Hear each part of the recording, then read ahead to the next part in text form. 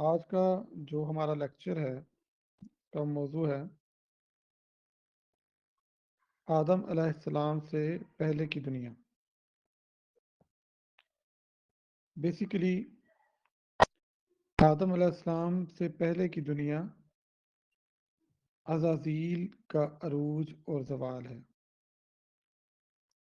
یعنی اللہ پاک کی قربت سے، بے انتہا قربت سے اللہ پاک کی طرف سے مردود ٹھہرنا. یعنی یہ ایک وقت تھا کہ عزازیل، جس کو ہم ابلیس یا شیطان کے نام سے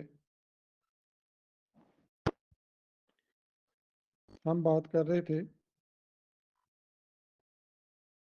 کہ آدم علیہ السلام سے پہلے کی جو زندگی تھی وہ بنیادی طور پہ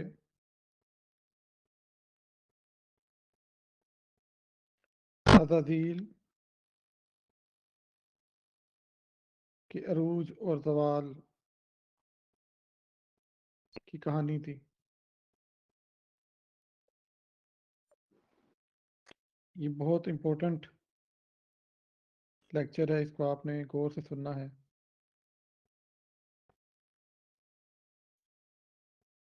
یعنی قربت سے مردود ہونے تک کا سفر، بے انتہا قرب جینے کے بعد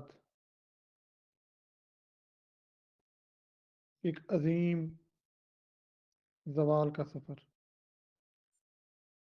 حضرت آدم علیہ السلام کی پیدائش سے بہت پہلے نہ تو زمین ویران تھی، نہ ہی کوئی کہر آباد تھی. یہ ایک زندہ دنیا تھی، ایسی مخلوقات سے بھری ہوئی جو انسان تو نہیں تھے، مگر شکل، عقل، ارادے میں انسان سے مشابہ تھے. یہ دور جنات کا دور تھا. آگ، قوت اور آزادی کی دنیا. جس طرح اللہ پاک نے انسانوں کو فری ول کے ساتھ بھیجا ہے، under the certain laws of universe, کائنات کے قوانین کے اندر رہتے ہوئے اللہ پاک نے انسان کو فری ول کے ساتھ دنیا میں بھیجا ہے. اسی طرح یہی فری ول جنات کے پاس بھی تھی انسانوں سے پہلے.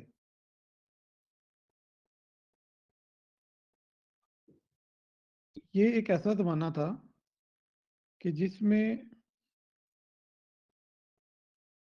جو زمانہ پھلا پھولا تو بہت، مگر یہ فساد میں ڈوب گیا. یہ جو ہم آج ڈسکشن کر رہے ہیں یہ کوئی افسانوی باتیں نہیں ہیں. قرآن پاک میں بھی واضح اشارات موجود ہیں، قدیم تفاسیر، ابتدائی روایات سے اخذ کردہ اور اسپریچول کانٹیکسٹ میں بات کی جائے تو یہ ایک نیریٹو بیان کیا جا رہا ہے جو حضرت آدم علیہ السلام سے پہلے زمین کی روحانی تاریخ اور عزازیل کے ابلیس بننے کے سانحے کو پیش کرتی ہے.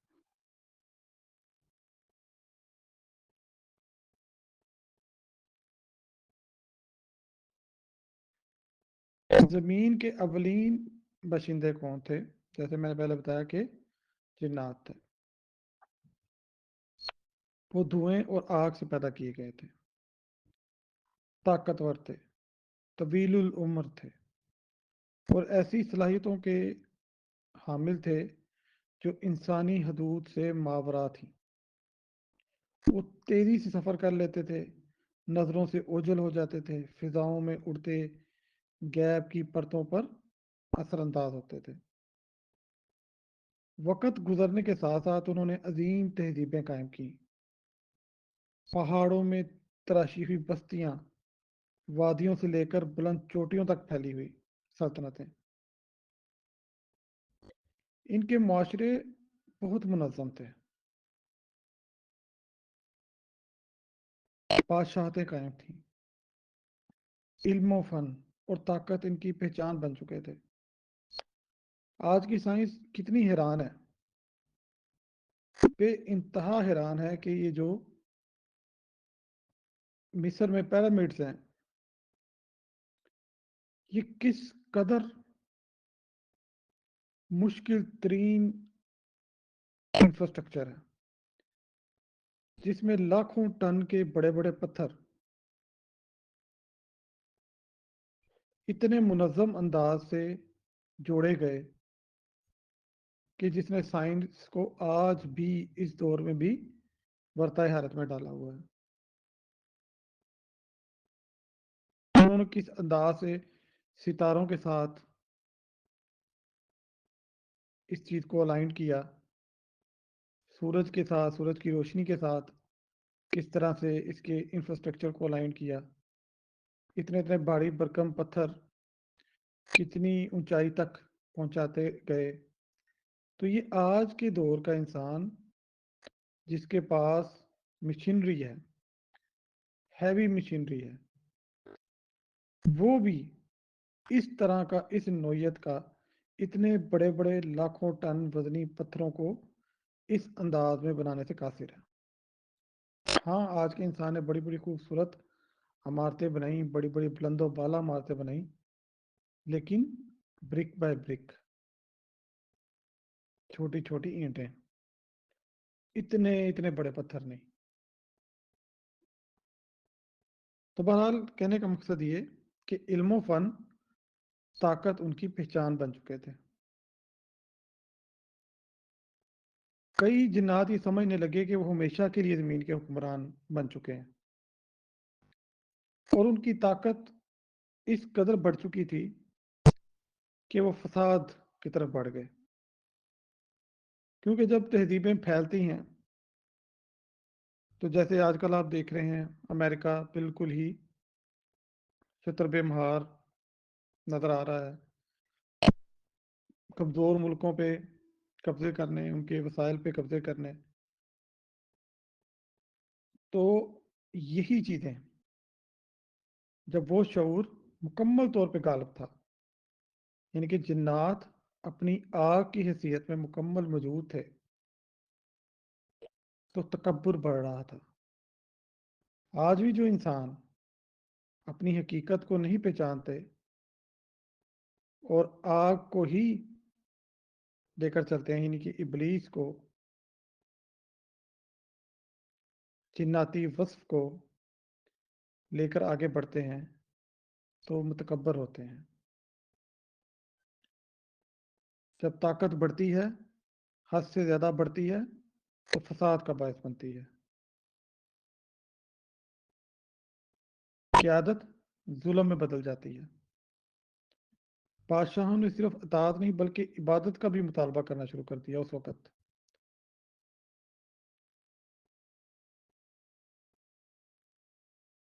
بڑے بڑے بت تراشے گئے، نئے رسوم ایجاد کیے گئے۔ کچھ عرصہ پہلے میں ایک وزٹ پہ تھائی لینڈ گیا تھا، تو وہاں پہ مجسمے بنائے ہوئے تھے انہوں نے اپنے بادشاہ کے، تصویریں لگائی ہوئی تھی۔ تو لوگ کہتے تھے کہ اس طرف انگلی کا اشارہ بھی نہیں کرنا، اگر کسی نے دیکھ لیا تو وہ بے ادبی کے زمرے میں آپ کے اوپر کچھ ایکشن لے سکتے ہیں۔ یعنی اس قدر دباؤ تھا، یا ایکسیپٹنس کہہ لیں اس چیز کی، طاقت کی۔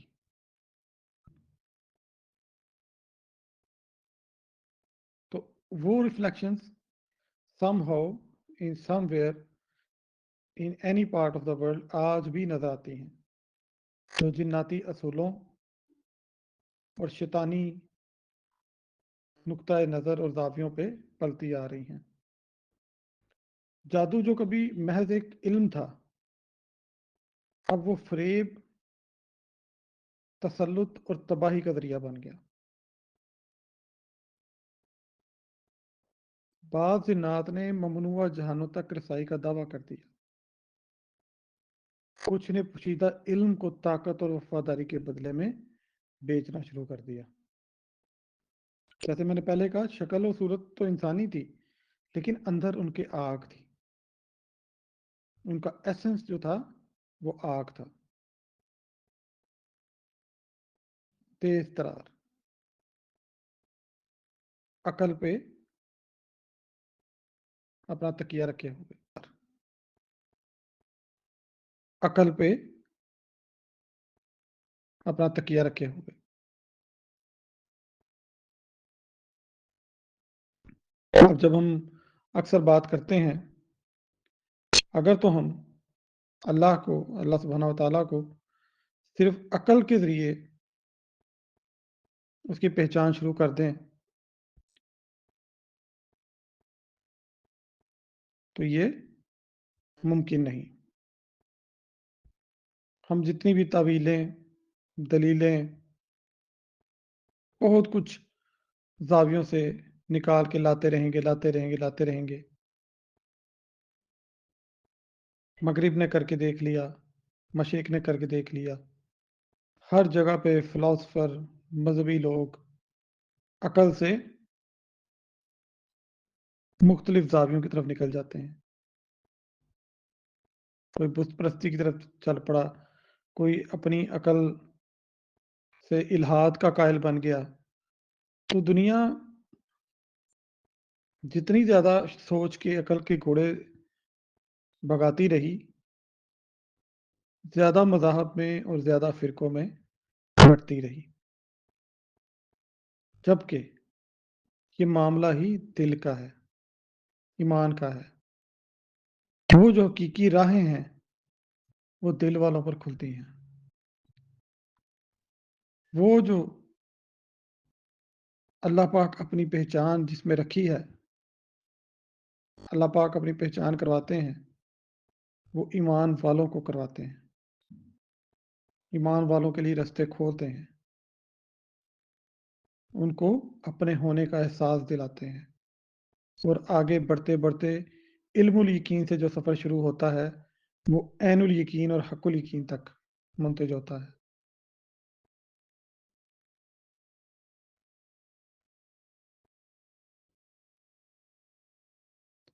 تو میں یہ بتا رہا تھا آپ کو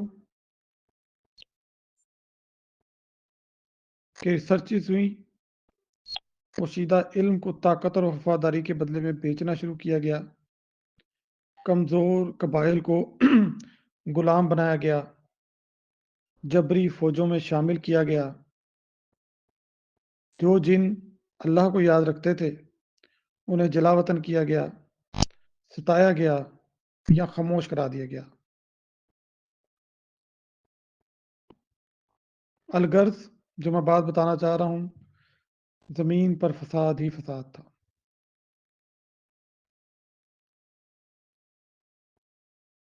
لالچ نے قوموں کو توڑا، زلزلے آئے، طوفان آئے، گویا کہ زمین ظلم کے خلاف چیخ رہی ہو۔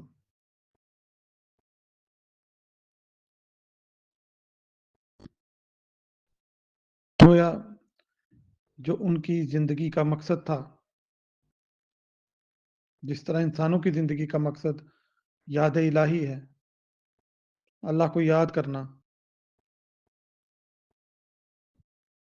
اس فکر اور تدبر اور تفکر اور دل کی کیفیت کے ساتھ اللہ سے جڑنا، اپنی پیوریفیکیشن کرنا، اور اللہ کے قانون کو جسمانی حالت میں نافذ کرنا، ایک ایسا معاشرہ بنانا جس میں اللہ پاک کے قوانین اور رسول نافذ کیے جائیں، جیا جائے، اور پھر ایک جنت نما معاشرہ ریفلیکٹ ہو۔ لیکن جنات بھول گئے،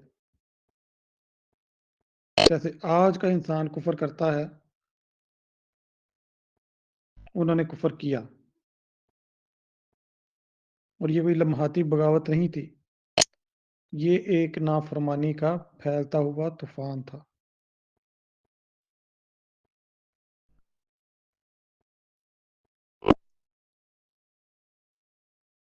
یہاں تک میں نے ایک تمہید باندھی ہے اس موضوع کی، جس موضوع کو ہم آنے والے دنوں میں 2 3 4